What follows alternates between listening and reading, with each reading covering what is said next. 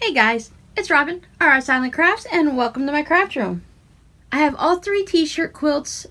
I put them right sides together, stitched all the way around, left a space for turning, flipped them all out so that they're normal, and then I stitched all around the edge again, closing in that little hole like you normally do when you do that flip and turn pillowcase method, whatever they're calling it now.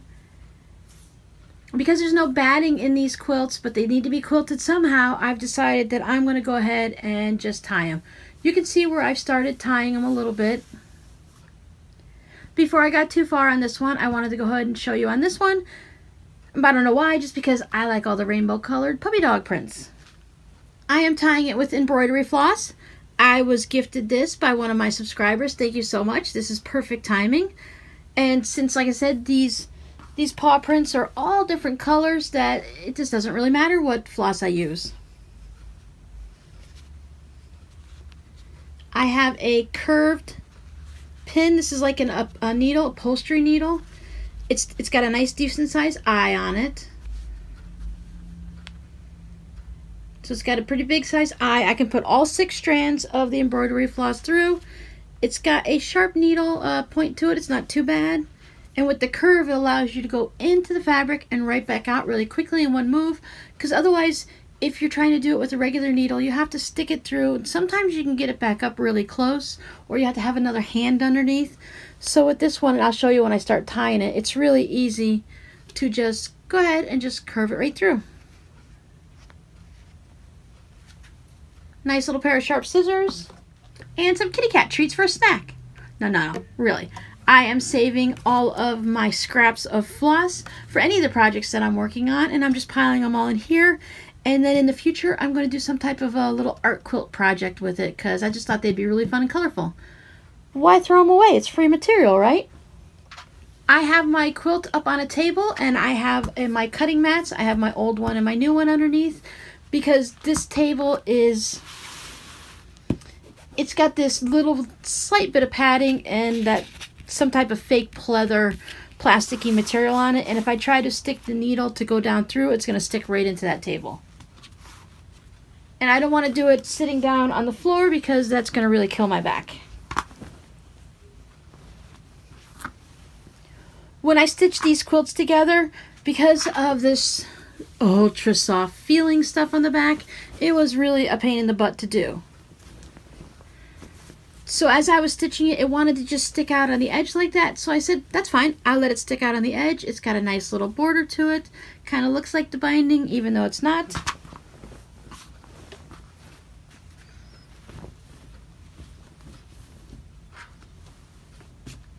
I'm working on the middle of the quilt just because, I don't know, I was always taught to start in the middle. And I like this block. So I'm going to show you with... maybe some red, maybe that'll stick out really well, or the black thread. Let's go ahead and go with the black and hope it shows up good on camera. Now I was going to measure everything out and put them all in neat, nice columns and have all the little stitches and the ties line up perfectly, but then I thought that's going to be a pain in the butt. So I'm just randomly sticking my stitches anywhere they end up.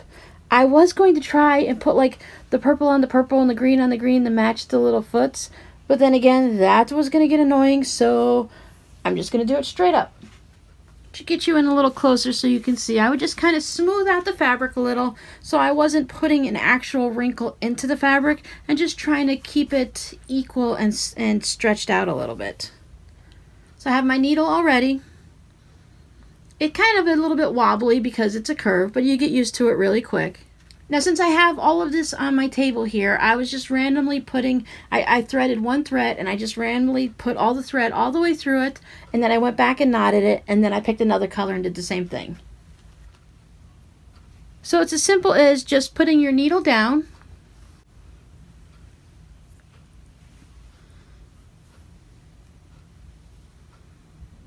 just stick your needle in the fabric, kind of just put a little finger there and let it pop back up. You want to be careful that you're not taking a big chunk like this, because we are going to be tying a knot here, and as you can see, that's wide as my finger. Try to keep it at a 1/4 inch or a little bit less. See that how easily it just goes right through and you don't have to scrunch the fabric up or move things around? This floss was already pre-cut. I believe it probably came from a kit. You can go ahead and cut an arm's length if you're using an actual skein of the floss.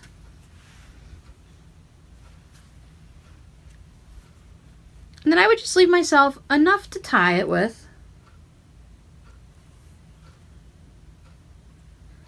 Maybe about 2.5, 3 inches on each side. I don't want to waste much, but I have tons of this floss, so it's easier to tie it if it's a little bit longer than if you go a little too short. And then I just cut off the one from my needle. I'd go find another random spot, and I'd go ahead and stick another one in.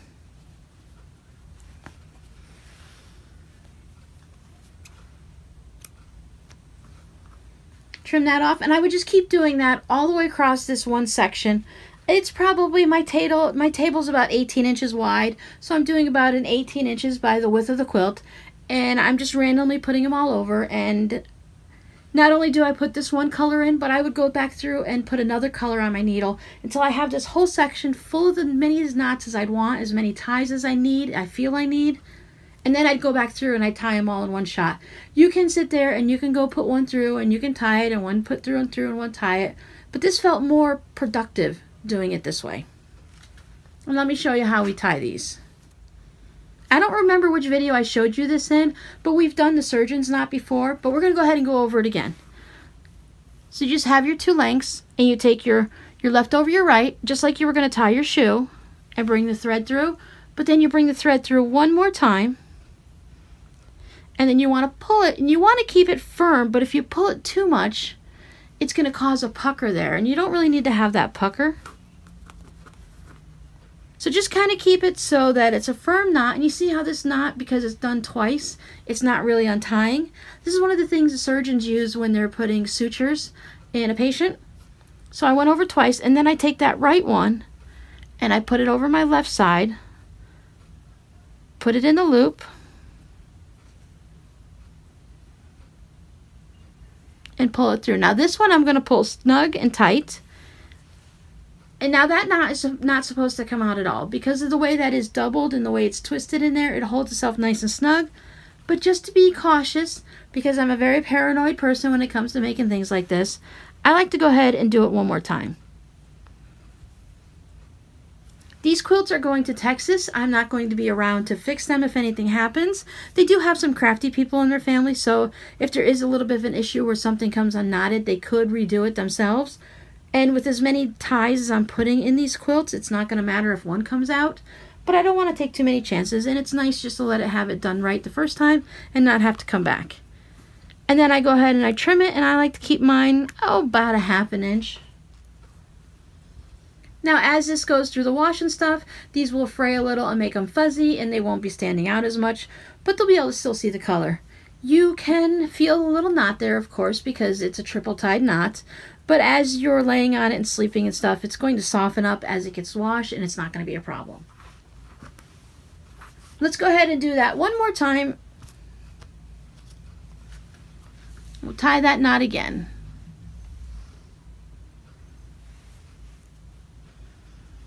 Okay, take the left over the right. You could go the right over the left if you want. It's just whatever you start with. If you do the left, then you do the right. If you do the right, then you do the left. Just go through the loop twice. Pull it firmly, but don't make it pucker. Do the opposite, right over left, through the loop once. A nice little snug. Now I can feel this knot here just as much as I can feel the other one. The other one is just slightly bigger if I want to get particular. But putting that third knot in is going to make me feel more comfortable, and it's not going to affect the field or, you know, if the kids were laying on these blankets.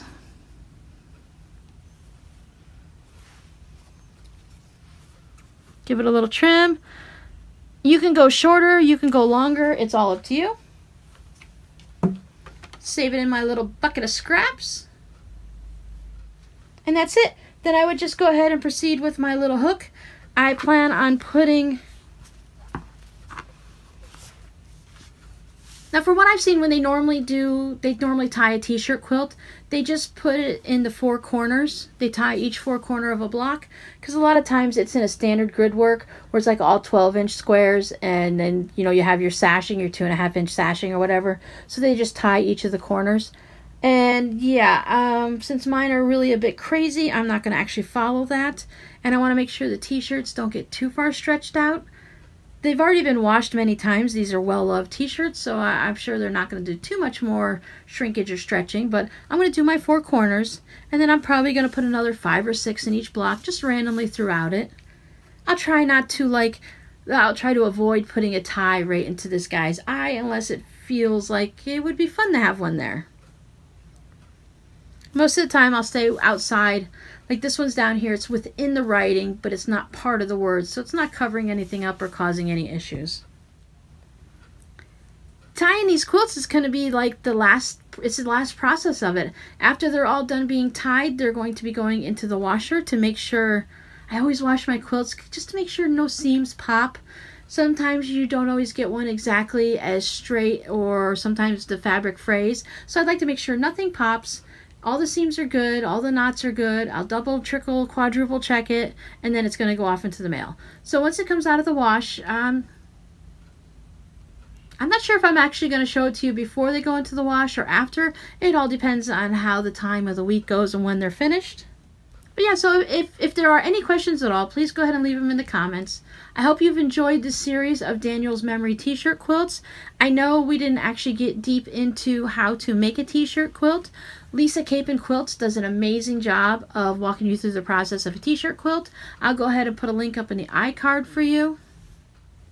Those are the videos that I've been steering everyone through who needs a little bit more in-depth than just, I've been just showing you the final products and how I put them together. I didn't take you step by step through cutting the t-shirts and putting the stabilizer on them, because if you remember, these t-shirts already came all cut out and stabilized, so I didn't have to worry about any of that.